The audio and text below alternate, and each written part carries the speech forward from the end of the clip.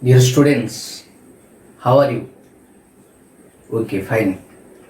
So today we are going to discuss some preparation and properties of some important compounds of nitrogen like dinitrogen, ammonia and nitric acids. We will discuss some preparation methods, physical and chemical properties and their uses, how they are used in your day-to-day life.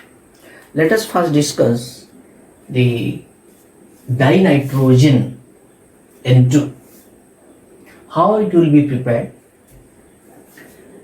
Dinitrogen can be prepared by heating ammonium nitride NH4NO2. When it will be heated, it will produce nitrogen gas. It is produced nitrogen gas and water. This is a very important method in the laboratory method, that when you will heat ammonium nitride, it will produce dinitrogen.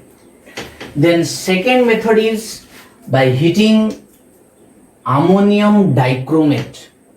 By heating ammonium dichromate, it produces nitrogen gas and chromium oxides and water. Here very important thing is, it is when it will be heated, it will produce nitrogen gas with the formation of this light green color chromium oxides will produce. That chromium oxides, when it will be produced, that due to the pressure of nitrogen gas, this chromium oxide will be produced like volcano. It is also used as artificial volcano. During, if you heat ammonium dichromate, it will produce nitrogen gas and chromium oxides. It is used as in that formation of artificial volcano. Third preparation, that is very important preparation, that is barium azide. This is barium azide. When barium azide will be heated, it will produce barium atom and nitrogen gas. Azide ion is, this is called azide ion.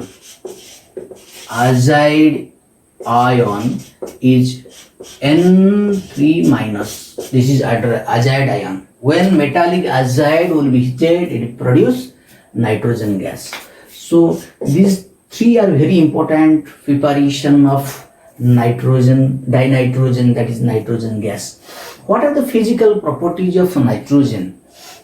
It is a colorless, odorless, tasteless and non-toxic. Very important, it is non-toxic. Non-toxic means there is no harmful effect, because our atmosphere contains mainly 70% dinitrogen, that is nitrogen. We are taking also nitrogen with the oxygen in our body, but it is not harmful, it is not toxic for us. So these are the first important physical properties: colorless, odorless, tasteless and non-toxic gas. And due to inert behavior, why it is inert? Inert means very stable. Because the bond enthalpy is very high. This, to break this bond, to break this N triple bond N, require more heat.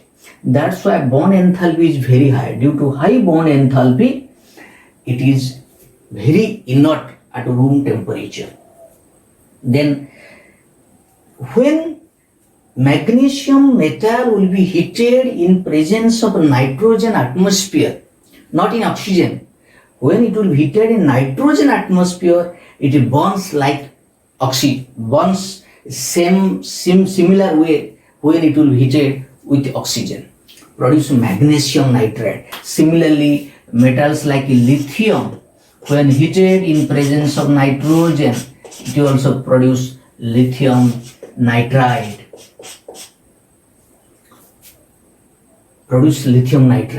And same lithium also burn in presence of nitrogen, and magnesium burn in presence of nitrogen atmosphere, but require more heat to burn.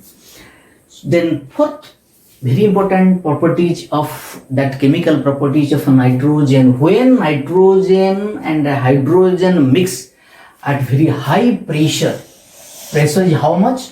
200 atm, and temperature is 700 Kelvin, and iron acts as a catalyst, and molybdenum acts as promoter. These three things is very important, that nitrogen, hydrogen when mixed at high pressure above 200 atmosphere and at high temperature, that is 700 Kelvin, and iron acts as a catalyst, then molybdenum acts as a promoter. When they will be mixed at high pressure, high temperature, then it will produce ammonia. It will produce ammonia. Ammonia will be produced. During this formation of ammonia, this 46.1 kilojoule of heat is produced. That means it is exothermic reaction. At temperature, high temperature is required, 700 K, so that the system will be at equilibrium. It will be at equilibrium. Both will be equilibrium. That means nitrogen hydrogen mixture and formation ammonia will be equilibrium at this temperature and pressure, so that you can synthesize ammonia. But ammonia can be synthesized more when the temperature will be reduced. As it is exothermic, as per the Le Chatelier principle, when the temperature will attain this 700 K and 200 pressure, then the ammonia will be produced. Then when the ammonia will be produced, you can increase the formation or production of ammonia by decreasing temperature.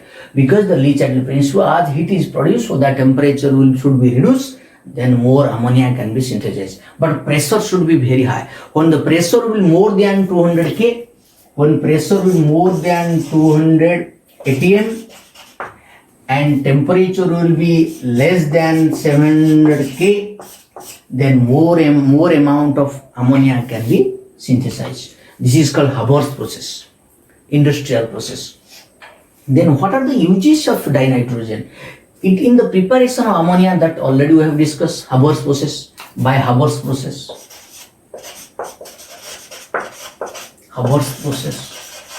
by Haber's process we can synthesize ammonia using nitrogen.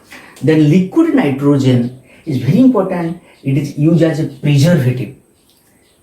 The different chemicals, different substance can be preserved liquid nitrogen.